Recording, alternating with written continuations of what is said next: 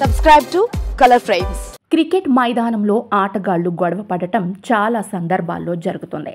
అయితే మైదానంలో కొట్టుకోవడం అరుదుగా జరుగుతుంది. తాజాగా ఓ క్రికెట్ మ్యాచ్లో ఆటగాళ్ల మధ్య వాగ్వాదం తారాస్థాయికి చేరింది. దీంతో సహనం కోల్పోయిన క్రికెటర్లు బ్యాట్లతో కొట్టుకున్నారు.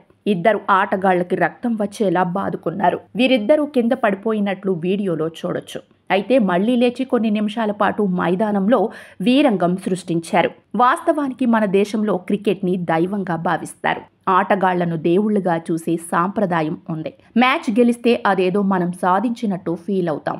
మ్యాచ్ ఓడితే మనమేదో కోల్పోయినట్లు బాధపడుతుంటాం.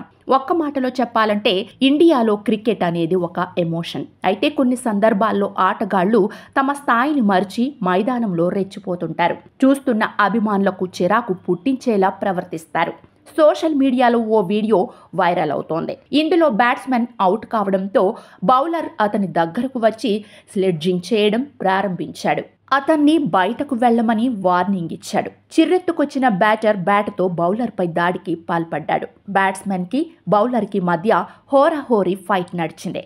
పరిస్థితి సీరియస్ అవుతుండడంతో రెండు వైపుల నుండి ఆటగాళ్లు ఇద్దరిని ఆపే ప్రయత్నం చేశారు. అయితే లైవ్ మ్యాచ్లో జరిగిన ఈ ఘటన క్రికెట్ ప్రేమికులను ఎంతగానో బాధించింది.